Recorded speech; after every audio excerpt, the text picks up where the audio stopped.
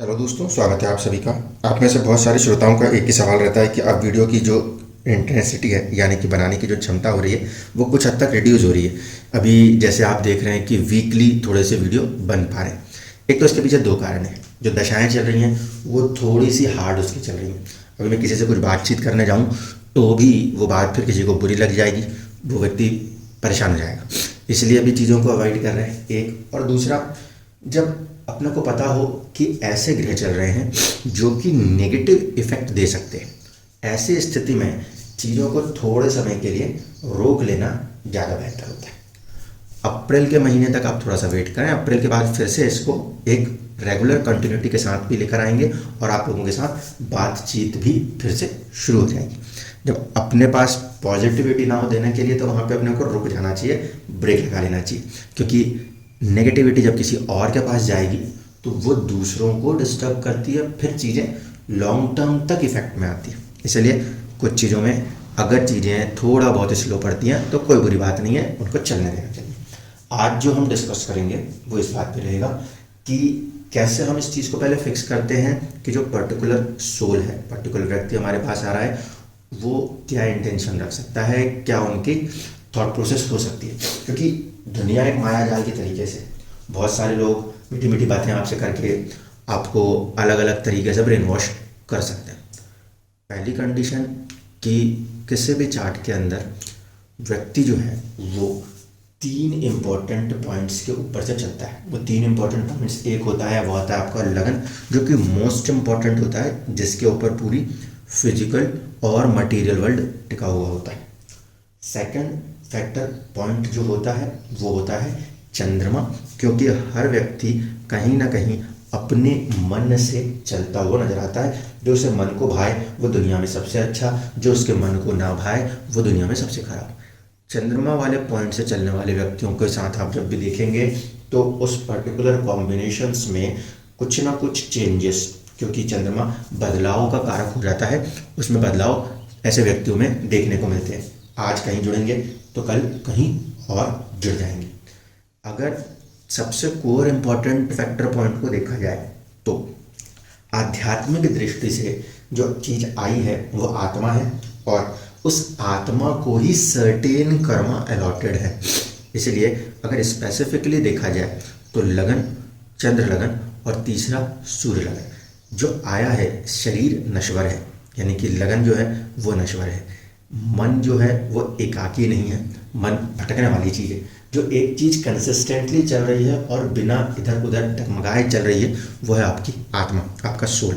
ठीक है, तो बॉडी जो है वो एक प्रकार से वाहन है और मन जो है वो एक प्रकार से वाहन का चालक है। लेकिन उस चालक के साथ साथ जो इम्पोर्टेंट डिग्निटी जो एक व्यक्ति जन्म लेकर आया है वो सूर्य है, वो आत्मा है। इसलिए सूर्य को अगर हम फोकस पे रखते हुए चार्ट्स को ऑब्जर्व करते हैं तो हमारे आत्मा का, सोल का जो एक बेस है वो हमें समझ में आ जाया करता है। नाड़ी का भी प्रयोग कर सकते हैं और सिंपल एस्ट्रोलॉजीज में भी सिर्फ कारक तत्वों को ही प्रयोग करके हम चीज़ों को काफ़ी हद तक समझ सकते हैं। आपके सामने जैसे ये एक जन्म लगन कुंडली, ठीक है, इस जन्म लगन कुंडली में हमने सूर्य को पहले पॉइंट आउट किया कि सूर्यदेव जो है उनसे बाकी ग्रहों की क्या स्थिति है। दूसरी चीज़ ये भी रहती है कि कुंडली में लगन से सूर्य की स्थिति क्या है। लगन से सूर्य की स्थिति जो है वो ये बता देती है कि आत्मा चिंता लेने आई है, सुख लेने आई है, अकेले रह के काम करने आई है, या जो कुछ भी होगा, क्योंकि लगन मटेरियलिस्टिक वर्ल्ड का पार्ट है। वहाँ से सूर्य यानी कि आत्मा कहाँ गई उसको एक चीज़ ऑब्जर्वेशन में लेते हैं। इसी तरीके से आत्मा जो है वो मन से, चंद्रमा से कहाँ गई है उसको ऑब्जर्वेशन में लेते हैं। ये दोनों ऑब्जर्वेशंस हमको ये बताने में सक्षम हो जाती हैं कि व्यक्ति कितना इंट्रोवर्ट हो सकता है, कितना एक्सट्रोवर्ट हो सकता है, और कई सारे ऐसे प्रभाव जो कि आपको उसकी मटेरियल साइड या उसके इमोशनल साइड को पकड़ने में मददगार साबित हो सकते हैं। लेकिन आज मेजर फैक्टर पॉइंट जिसको लेकर डिस्कशन कर रहा हूँ वो सिर्फ और सिर्फ सूर्य का पॉइंट को रखना है, क्योंकि लगन कुंडली, चंद्र कुंडली और सूर्य कुंडली तीन अहम कुंडलियाँ कही गई थी। इसमें से हम अक्सर सूर्य कुंडली को पीछे छोड़ देते हैं। हम ये भूल जाते हैं कि हम आत्मा हैं और आत्मा के रूप में आए हैं और जाएंगे। हम एक्चुअल में मटेरियल वर्ल्ड के पीछे या भावनाओं के पीछे भागने लगते हैं। इसलिए लगन कुंडली और चंद्र कुंडली की तरफ थोड़ा सा ज़्यादा झुकाव पूरी दुनिया में देखने को मिलता है। अब आइए कि यहाँ पर सूर्य कुंडली को अगर हम फोकस करते हुए चले तो क्या चीज़ें हो रही। सबसे पहली चीज़, सूर्य का किसी भी ग्रह के साथ अगर संबंध बन जाए तो वो एक प्रकार का प्रभाव आत्मा के ऊपर जुड़ गया, चिपक गया, काम करने लग गया। अगर यहाँ पे हम देखें तो मंगल का प्रभाव सूर्य के साथ जुड़ता हुआ नजर आता है। ऐसे स्थिति में सबसे पहली कंडीशन, आत्मा के पास एक तत्व आएगा मंगल का तत्व। नाड़ी के हिसाब से कहें तो अहंकार का तत्व, क्योंकि शरीर को मिल जाने के बाद एक प्रकार का अहंकार होता है जो कि नाड़ी शास्त्र मानता है। दूसरी तरफ से हम नॉर्मल वैदिक से समझें तो मंगल जो है, मंगल पैशन है, तो आत्मा यहाँ पे किसी चीज़ को पाने के लिए पैशनेट हो जाती है। लेकिन यहाँ पर इस बात को देखिएगा कि मंगल की स्थिति जो है वो नीच राशि अवस्था है, क्योंकि वो चंद्रमा की राशि कर्क राशि में बैठे। ऐसी स्थिति में आत्मा जो है वो पैशनेट तो होगी, अधीर ज़्यादा हो जाएगी, क्योंकि मंगल पराक्रम के साथ साथ पराक्रम का पॉजिटिव रूप दिखाता है। जैसे कि सेना में होता है, अड़चनें बड़ी से बड़ी होती हैं, समय लगता है, सब कुछ होता है, लेकिन वो उसको रिजल्ट में कन्वर्ट करते हैं। लेकिन यदि यही मंगल नीच राशि अवस्था में हो तो व्यक्ति के जीवन के अंदर उसे हर चीज़ बहुत जल्दी चाहिए, क्योंकि मंगल एक तो जल्दबाजी दिखाता है, और दूसरा वो चंद्रमा की राशि में जाके बैठ जाए जो कि और भी ज़्यादा चले तो और ज़्यादा अधीरता दिखाता है। तो यहाँ पर आत्मा के साथ एक बहुत अधीर ग्रह मंगल जो कि उग्र स्वभाव रूपी है वो जुड़ के बैठा हुआ है, और वो कहीं ना कहीं अपने आप को आगे चलाना चाहता है, पैशनेट होकर आगे बढ़ना चाहता है। इस सूर्य से सेकंड हाउस के अंदर गुरु, शुक्र और बुध की मौजूदगी दिखाई देती है। शुक्र और बुध की मौजूदगी, ये दोनों अगर ध्यान से समझें तो इसमें तो एक पॉजिटिव साइड है। गुरु की मौजूदगी का यहाँ पर होना ये मिक्स्ड रिजल्ट्स को दर्शाने लगेगा। वो कैसे? देखिए, शुक्र और बुध ये मटेरियलिस्टिक चीज़ों के प्रति आगे बढ़ने के लिए फिर भी अच्छे हैं, क्योंकि दोनों को हम दैत्य ग्रहों के रूप में पढ़ते हैं। लेकिन गुरु जो है वो एक नैसर्गिक शुभ ग्रह होते हुए देव कृपा के ग्रह माने जाते हैं। तो देव कृपा के ग्रह जो हैं उनका सेकंड हाउस में आना एक पॉइंट व्यू ये दिखाता है कि हम दूसरों की भलाई के लिए क्यों नहीं अपने धन को खर्च करें, क्योंकि गुरु एक शुभता की निशानी है। तो आत्मा के पास एक प्रकार की शुभता तो आएगी कि जो बचत है उसको क्यों ना दूसरों की भलाई के ऊपर खर्च किया जा सके। लेकिन शुक्र और बुध के प्रभाव में आके गुरु जो है वो अपनी शुभत्व को भी कहीं ना कहीं दो ग्रहों के हवाले छोड़ देंगे। रूल अभी भी वही है, सबसे ज़्यादा पॉजिटिव प्लैनेट जब अपने से कम पॉजिटिव प्लैनेट के साथ जुड़ता है तो अपनी शुभता दूसरे पे शिफ्ट कर देता है। तो यहाँ पे ये जो गुरु का प्रभाव है, ये गुरु का प्रभाव शुक्र और बुध की तरफ शिफ्ट हो जाएगा। शुक्र और बुध की तरफ जब वो शिफ्ट होगा तो उस पॉइंट ऑफ व्यू पर कहीं ना कहीं ये जो चीज़ है वो दूसरों की भलाई करने की बजाय अपने लाभ को देखने में, अपने स्वास्थ्य को देखने में आगे बढ़ जाएगा।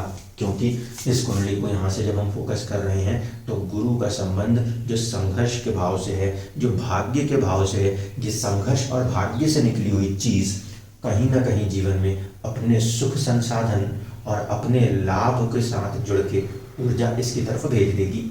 ठीक, इसके बाद बुध के साथ अगर हम इस प्रभाव को देखते हैं तो ये बुध के साथ का प्रभाव एक तरफ से इस 12th हाउस की ऊर्जा है और एक प्रकार से इस 3rd हाउस की ऊर्जा बन रही है। सूर्य से देखें तो लगन से हम भाव नहीं देख रहे, ध्यान रखिएगा, सूर्य से देख रहे हैं, आत्मा के प्रति उस रूप को देखने की कोशिश कर रहे हैं।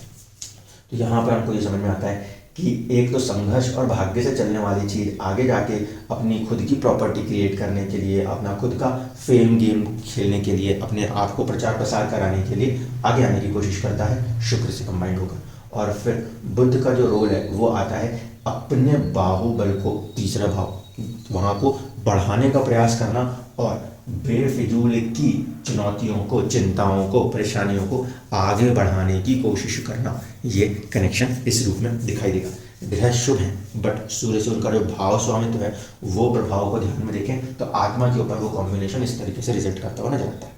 अब यहाँ से 3 इंपॉर्टेंट चीज़ें और बची जो अक्सर बहुत सारे लोगों का क्वेश्चन होता है, वो ये कि कोई भी व्यक्ति अपने ही व्यक्तित्व के बारे में जानना चाहता है और ये भी पूछता है कि वो क्या कर्मठ है, क्या उसकी ख्वाहिशें हैं और क्या उसके पास आगे बढ़ने के लिए मोटिवेशन पावर है। तो 3 चीज़ें देखिए, एक होगा कर्मा, कर्मा का कारक हो जाता है शनि। ठीक है, इस सूर्य से, इस आत्मा से अगर हम देखें तो शनि 10th में बैठा है। स्थिति नीच राशि अवस्था, शनि के स्वामी की स्थिति भी नीच राशि अवस्था, तो यहाँ पे नीच भंग वाली स्थिति भी बहुत अच्छी पॉजिटिविटी देने की स्थिति में नहीं आएगी।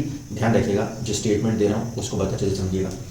लगन से केंद्र में हो या चंद्रमा से केंद्र में हो, उस कंडीशन में नीच भंग प्रभाव बनता है। यहाँ पे हम सूर्य से देख रहे हैं, सूर्य से ये जो केंद्र अवस्था है, ये केंद्र अवस्था आत्मा को बाद में किसी स्थिति में झंझोड़ सकती है, लेकिन वो केंद्र प्रभाव में आकर नीच भंग नहीं कर पाएगी। ठीक है, क्लियर।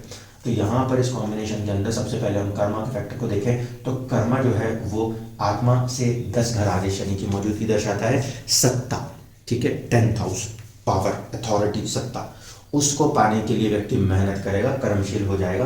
ये पहला फॉर्मेशन शनि के दम पे आएगा। ये चीज़ तो अच्छी दिखाई देती है, लेकिन उसकी नीच राशि अवस्था होने का मतलब है कि हम अपने कर्मों में कुछ ना कुछ नेगेटिव कर्म जोड़ लेंगे। तो यहाँ पर सूर्य से शनि का जो प्रभाव है वो ये दर्शाता है कि आत्मा, चंद्रमा, सूर्य, ये 2 ग्रह बेसिकली रॉयल प्लैनेट्स। अब शनि जो है और चंद्रमा जो है, इनको समझ लीजिए, शनि सेवक हो गया और चंद्रमा चिंता होती है। तो कहीं ना कहीं एक शनि जो कि सेवक होता है, उसके लिए कार्य करने की स्थिति, वो भी कहाँ पे बैठ के, पद पे बैठ के, 10वां घर, आत्मा इसकी तरफ आगे बढ़ती है, वहाँ के लिए ये ओके। लेकिन वही आत्मा नीच राशि अवस्था दिखाने के कारण, यहाँ पर शनि नीच राशि अवस्था में इस आत्मा के कंटेक्स्ट में 10वें में बैठने के कारण वो फैक्टर इफेक्ट कहीं ना कहीं एक प्रकार से नेगेटिव कर्म क्रिएट कर देगा। दूसरी तरफ चाहतों का ग्रह कौन सा है, तो चाहतों के ग्रहों में एक होता है सपने देखने के लिए और एक होता है मन की चाहतों के लिए। डिजायर्स के लिए राहु को देखते हैं और मन की चाहतों के लिए चंद्रमा को देखते हैं। तो डिजायर को देखा जाए तो डिजायर क्या है, डिजायर यहाँ पे 9th हाउस में गई, सूर्य से 9th हाउस में राहु की मौजूदगी है। अब देखिए डिजायर किस तरीके की बात हो रही है। 9th हाउस होता है बॉस का, खुद को बॉस बनने का या खुद को बॉस बना लेने का। क्योंकि हमने हमेशा कहा 9th हाउस या तो फादर फिगर है या ऐसी चीज़ों को दर्शाता है जिसमें व्यक्ति आगे बढ़ के अपने आप को रखना चाहता है। तो यहाँ पर राहु की मौजूदगी आत्मा सूर्य से 9 घर आगे है। इसका मतलब व्यक्ति एक अपने आप में बहुत बड़ा बॉस बनना चाहता है, या आत्मा अपने आप को एक सर्वोपरि आत्मा, एक अलग ही, सबसे अलग अपने आप को आगे लाके दिखाने की एक स्थिति पैदा करना चाहती है। और लेकिन बात ये उठती है कि राहु एक मायाजाल है। तो ऐसी स्थिति में ये जो इस तरीके से फॉर्मेशंस होते हैं, तो लोग होंगे कुछ नहीं, लेकिन अपने प्रचार के दम पर बहुत कुछ अपने आप को आगे बढ़ा के बताने की स्थिति दिखाने लगते हैं। ये फॉर्मेशन आपको अक्सर देखने को मिलता है जब कभी भी सूर्य का संबंध कहीं से भी राहु के साथ बनता हो, चाहे सूर्य राहु के नक्षत्रों में बैठा हो नजर आता हो, तो भी ये कॉम्बिनेशन देखने को मिलता है। अगर सूर्य राहु का कॉम्बिनेशन मिल जाता है तब भी ये प्रॉब्लम क्रिएट होती है। कई बार सूर्य से त्रिकोण भाव में जब राहु स्थित होता है तब भी ये प्रॉब्लम क्रिएट हो जाती है। ध्यान रखिएगा, क्योंकि नाड़ी शास्त्र के हिसाब से वो फिर भी एक कॉम्बिनेशन बना ले जाता है। तो सूर्य और राहु के इस प्रकार के किसी भी कॉम्बिनेशन की वजह से आत्माएं जो हैं, जो वो ओरिजिनली हैं, उससे हटकर अपने आप को प्रस्तुत कर देंगी, रिप्रेजेंट कर देंगी, एक्सप्रेस कर देंगी। तो यहाँ पे ये फॉर्मेशन इस सूर्य कुंडली में साफ शब्दों में नजर आता है। अब बात थी मन की, कि मन कहाँ लगता है, चंद्रमा कहाँ पर बैठा है। तो आत्मा से चंद्रमा लाभ भाव में बैठा है, या तो वो अपने दोस्तों के बीच में लग रहा है या फिर किसी भी प्रकार से लाभ बनने में लग रहा है। ठीक है, तो सबसे पहले फॉर्मेशन में हमने इस बात को पहले क्लियर किया कि सूर्य कुंडली के अंदर से हम व्यक्ति के एक प्रकार के व्यक्तित्व को, जो उसकी आत्मा उसको लेकर आई है, वहां पे लेके जाने की कोशिश करते हुए नजर आती है। और जो रिजल्ट्स कन्वर्ट होंगे वो कहीं ना कहीं इन सभी के फॉर्मेशन के साथ होंगे। अब ये जिनकी कुंडली है उनकी कहीं ना कहीं गुरु की महादशा में राहु की अंतर्दशा कार्य कर रही है, और कहीं ना कहीं इसी साल 2024 में शनि की महादशा शुरू होने वाली है। लगन से शनि की मौजूदगी भाग्य भाव में है और सूर्य से शनि की मौजूदगी 10वें भाव में। तो पहले चीज़ को अच्छे से समझ लीजिए क्या क्या इस समय हो रहा है। ये चार्ट जो है ये केजरीवाल जी का है। बहुत पहले भी मैंने 1 या 2 वीडियोस बनाए थे, तब भी मैंने आपको समझाया था और फिर से समझा रहा हूँ कि आत्मा के फॉर्मेशन को देखकर ही हमको ये समझ में आता है या समझना पड़ता है कि व्यक्ति कितना अच्छा या कितना बुरा बन सकता है। ठीक है, क्योंकि दशाएं जो हैं वो दशा थोड़ा पॉजिटिव कर्म करे तो व्यक्ति कुछ पॉजिटिव कर देगा, और जब वही दशा कुछ नेगेटिव कर्म करने आएगी तो वह नेगेटिव भी कर देगा। लेकिन आखिरकार पूरी की पूरी चीज़ को जिसे ग्रहण करना है, जिसे बर्दाश्त करना है, वो एक्चुअल में रहने वाली है आत्मा।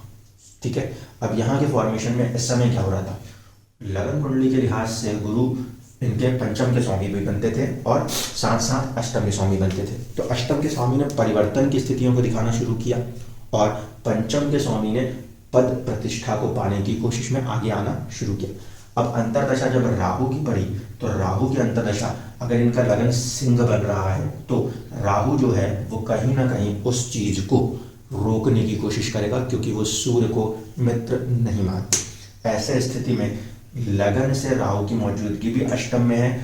कुछ ना कुछ सब कुछ छिपा छिपा के जो कर्म किए गए लगन से फोकस करेंगे तो राहु अष्टम में है।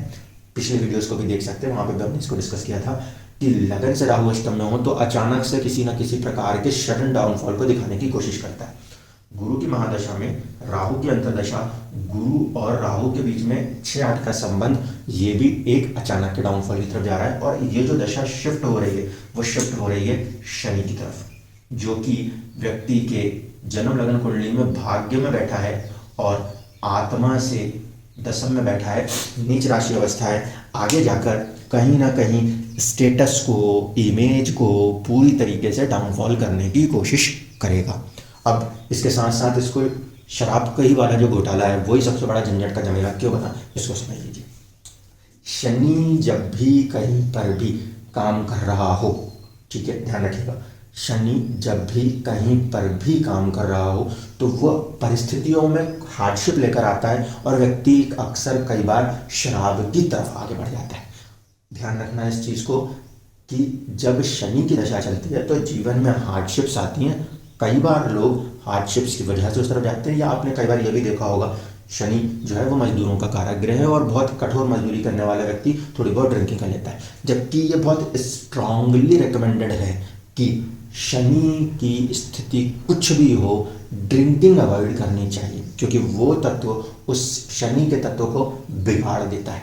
यहाँ पर भी बेसिकली जो इफेक्ट पॉइंट लिया गया वो लिक्विड का लिया गया। ठीक है, तो जो आपका ये दारू वाली सिस्टम्स हैं, ये पूरे सिस्टम जब भी आपके काम कर रहे होंगे, इसके बाद जब शनि का प्रभाव शुरू होगा तो आपको देखने को मिलेगा कहीं ना कहीं डाउनफॉल है, कहीं ना कहीं डिस्टर्बेंसेस हैं। शनि कितना भी अच्छा क्यों ना बैठा हो, उच्च राशि का भी शनि बैठा हो, लेकिन ड्रिंकिंग हैबिट के अंदर व्यक्ति अगर जाता है तो शनि के तत्वों को डिस्टर्ब करने की कोशिश करता है। जो चीज़ एक डिसिप्लिन का ग्रह है, जो डिसिप्लिन मेंटेन करने की बात कर रहा है, और पीने के बाद कौन इंसान डिसिप्लिन में रहता है, तो जिस चीज़ के लिए शनि कह रहा है डिसिप्लिन, आप उस चीज़ का सेवन कर रहे हो जो कि डिसिप्लिन को बाहर भेजता है। यहाँ पे व्यक्ति ने ड्रिंकिंग नहीं करी, लेकिन फिर वही चीज़ है, शनि का इस दूसरे फैक्टर के साथ एक तत्व के साथ जो प्रभाव है उस प्रभाव को समझ लीजिए। यहाँ पर यही एक ऐसा केस था जो कि सबसे बड़ा फांस बन चुका। क्यों? क्योंकि शनि यहाँ पर नीच राशि अवस्था में, आने वाली जो दशा स्थिति है वो भी शनि की है। कहीं ना कहीं एक डैमेज इस आत्मा को, उसके इमेज को, उसके स्टेटस को अब धीरे धीरे करके बढ़ना शुरू होगा, जो कि तकरीबन अगस्त या अक्टूबर के बाद से धीरे धीरे करके आगे बढ़ते हुए आपको नजर आ जाएगा। ग्रह की दशा जो है वो दशा अपने तरीके से रिजल्ट्स के टाइमिंग्स को थोड़ा बहुत ऊपर नीचे करती है। बाकी की चीज़ें जो हो रही होती है वो कहीं ना कहीं उसी डायरेक्शन के साथ हो रही होती है जिस तरह से मूव करना है। एक चीज़ और थी कि कुछ लोगों को ये भी परेशानियां महसूस होती हैं कि सर लंबी लंबी दशाएं, और आप उसमें कहते हो कि अभी तो इसमें काफ़ी चीज़ें हैं। देखो, जो दशा जितनी लंबी है उतनी लंबी रहेगी, और जितनी वो परेशानी का फेज़ है उतनी परेशानी का फेज़ आपको क्रॉस करना ही पड़ेगा। दुनिया में कोई भी ऐसी शक्ति नहीं है कि वो आपके कर्म को अपने कर्म से बदल दे, क्योंकि पूरी की पूरी गीता का जो सार था वो कर्म के ऊपर था कि अगर आपके कर्म पॉजिटिव हैं तो आपको रिजल्ट पॉजिटिव आएगा, कहीं कोई चिंता करने की आवश्यकता नहीं है। लेकिन अगर आपका कर्म ही नेगेटिव है तो रिजल्ट भी नेगेटिव आएगा, तब भी तो आपको फिर चिंता करने की आवश्यकता नहीं। तो वही कंडीशन वहाँ पे हमको ध्यान से समझनी होती है। कोई पर्टिकुलर दशा अवधि हमारे किसी पर्टिकुलर कर्मा के कारण हमें पॉजिटिव या नेगेटिव रिजल्ट कर रही है, तो अगर वो पॉजिटिव रिजल्ट कर रही है तब आपको कोई परेशानी नहीं होती। जब वो नेगेटिव रिजल्ट कर रही है तो फिर आपको फिर परेशान होने की जरूरत नहीं, क्योंकि आपने जितना सुख की अवधि को भोगा है वहाँ पर आपने किसी की चिंताएँ नहीं करी। तो जब आप दुख की अवधि भोग रहे हैं तो फिर आप स्वार्थ में क्यों परेशान हो रहे हैं? क्यों? क्योंकि दोनों ही चीज़ें आपके अपने कर्मफल से बनेंगी। इसमें ऐसा नहीं हो सकता कि कोई व्यक्ति आके आपसे आपका कर्मफल छीन ले। एक चीज़। दूसरी स्थिति को समझाता हूँ। दूसरी स्थितियाँ वहाँ होती हैं जहाँ हमें ये समझ में आता है कि व्यक्ति के ऊपर जो ग्रह की दशा चल रही है उसमें हार्डशिप्स काफ़ी ज़्यादा है। तो उस पर्टिकुलर इंस्टेंस में भी हम केवल उस हार्डशिप्स को थोड़ा सा बियर आउट करने के लिए उस प्लैनेट्स के स्टोन या मंत्रास को यूज़ करते हैं। फिर भी मैं आपको क्लियर कर दूँ, स्टोन को यूज़ कर लीजिए, मंत्र को यूज़ कर लीजिए, आप उस प्लैनेट को थोड़ा सा प्लीज कर पाते हैं कि ठीक है वो अपनी कठोरता थोड़ी सी कम दिखाए, लेकिन उससे भी जो आपने कर्मा फैक्टर इफेक्ट किए हुए हैं उसको नहीं बदला जा सकता।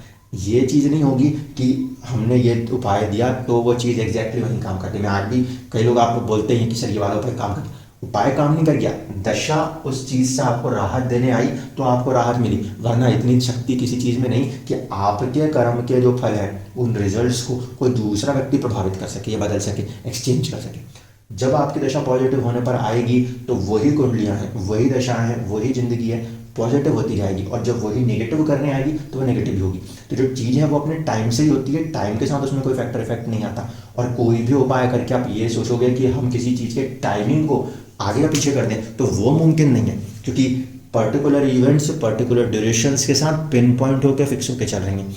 वो इवेंट्स उस पर्टिकुलर फैक्टर के साथ जब भी जुड़ेगी वो कई सारे इफेक्ट्स करती है, क्योंकि एक सर्टेन इवेंट आपकी लाइफ के अंदर जो भी होगा, मान लो आपको जॉब मिली तो आपको जब जॉब मिली तो सिर्फ जॉब नहीं है, स्टेटस के साथ साथ अर्निंग्स को प्रभावित करेगा, रिलेशंस को प्रभावित करेगा। मैरिज हुई तो मैरिज में किसी व्यक्ति का आना बहुत सारी चीज़ों को प्रभावित करेगा। इसलिए जो इवेंट्स होती हैं वो लाइफ के अंदर कई सारे फैक्टर्स को प्रभावित करने के लिए होती हैं, फिर वो उनके सारे टाइमिंग्स फिक्स हो जाते हैं। लेकिन दशाओं के अंदर की अवधि में जो फैक्टर्स काम कर रहे हैं, जितनी दशा का प्रभाव चिंता परेशानियां दिखाता है, तो उतने फैक्टर्स को तो आपको निकालना ही पड़ता है। जिस चार्ट के व्यक्ति से आप समझ लीजिए, एक मौका दिया जिंदगी ने कि एक आंदोलन से हम एक स्वच्छ छवि के साथ आगे बढ़कर चीज़ों को ठीक करते, लेकिन फिर वही चीज़ आई, जिंदगी एक मौका देती है लेकिन फिर ग्रह अपने प्रभाव से आपको अपनी तरफ खींच खांच के ले आते हैं। लाभ कमाने की इच्छा आत्मा की, जिसमें आत्मा अपने आप को मार चुकी थी, ठीक है, परिवर्तन की स्थिति तो गुरु ने दी, लेकिन ये शुक्र और बुध की प्रभाव, वैभव का प्रभाव, गाड़ी नहीं लेंगे बंगला बना लिया, चीज़ें नहीं लेंगे फिर भी पैसा बना लिया। तो ये जो प्रभाव काम करते हैं उनके ऑरा में, उन प्रभाव के थॉट्स में आके हम कर्म कर बैठते हैं। और जब हम वो कर्म कर बैठते हैं तब तो हमें अच्छा लगता है ना, जब हमें अच्छा लगता है तब हम कोई चिंता नहीं करते। तो जब उसके बाद की दशाएं आकर उसका हिसाब किताब लेती हैं तो फिर वहाँ पे दुखी होने का भी कोई मकसद नहीं बनता, क्योंकि जो हमने कर्म कर दिया अब उसके फल को हमें हासिल करना ही करना है। दशाओं ने पहले से सेट किया था, आपको पहले पद देंगे, आपको पहले कोई चीज देंगे, तब आपकी तरफ खींचेंगे उसको, फिर आप उसमें खिंच के मोह माया के बंधनों में बंध के कुछ ना कुछ तो गलत करेंगे। जब आप वो गलत करेंगे तो फिर आपको फल मिलेगा। अगर आप उन चीज़ों में नहीं बंधे, नहीं फंसे, निकल गए, जैसे कि एक प्रकार से योगी लोग जो होते हैं, तपस्वी लोग होते हैं, वो निकल आते हैं, तो उस कंडीशन में वो उन चीज़ों में उलझते नहीं है तो ज़्यादा लगाव नहीं था, इसलिए ज़्यादा दुख भी नहीं है। बहुत क्लियरली ध्यान रखिएगा, गौतम बुद्ध जी की शिक्षा ने एक बार बहुत अच्छे से क्लियर दी है, व्यक्ति दुखी अपने मन से और मन के द्वारा उत्पन्न हुए ख्यालों से है। मुझे ये चाहिए, हाथ में कुछ आया नहीं आया का फर्क नहीं पड़ता, चाहिए का ख्याल और नहीं मिलेगा ख्याल, यही व्यक्ति को आधे से ज़्यादा दुखी कर देगा। ये पता ही नहीं है कि उसको वो मिला भी कि नहीं मिला, लेकिन मिला नहीं मिला के बीच का जो ख्याल है वो आपको डिस्टर्ब करेगा। तो 90% कंडीशंस में तो व्यक्ति का मन जो कि विचलित होकर काम करता है वो दुख देने का कारण बनता है। इसीलिए मन को नियंत्रित करने की बात वहाँ पे कही जाती थी। तो वो फैक्टर इफेक्ट्स को हमें ध्यान में रखना ही है कि दशाएं अपनी तरीके से अपने रिजल्ट्स को देंगी, उसको कोई बदला नहीं जा सकता। ये नहीं है कि कोई दशा 20 साल की चल रही है तो हम उस 20 साल की दशा के अंदर आपको बहुत पॉजिटिविटी कर देंगे। बीच बीच की छोटी छोटी अंतरदशाएं आपको कुछ लाभ कुछ हानियाँ सब कुछ देती हुई चलेंगी, और उस ओवरऑल पिक्चर में आपको चलना है। आपको अपने एक इमेजिनेशन में नहीं चलना और अपने बहुत ज़्यादा मन के ख्यालों में भी नहीं जीना, क्योंकि उन दोनों ही परिस्थितियों में आप इंडिविजुअली हो जो कि दुखी हो जाओगे। इस बात को हमेशा ध्यान रखना, क्योंकि समय अच्छा भी आता है, समय बुरा भी आता है। अच्छे समय में किसी चीज़ से लगाओ, फिर बुरा समय क्या है, उस जिस चीज़ से आपको लगाव है उससे आपका दूर हटना, क्योंकि वो फिर आपको काफ़ी ज़्यादा डिस्टर्ब करता है। तो इन चीज़ों को आपको थोड़ा सा ध्यान रखना है। वीडियोस की इंटेंसिटी अभी थोड़ा सा यही सिस्टम रहेगा, वीक बाय वीक चलती रहेगी। अप्रैल के बाद जाके जब थोड़ा सा पॉजिटिव प्लैनेट्स की दशाएं आएंगी, जहाँ पे हम पॉजिटिविटी को लेकर आपसे डिस्कशन कर सकते होंगे, यानी कुछ पॉजिटिव आप तक पहुँचा सकते होंगे। तब फिर से उस इंटेंसिटी को आगे बढ़ा देंगे और फिर चैनल जिस तरीके से चल रहा था उसी तरीके से चलता हुआ नजर आएगा। धन्यवाद।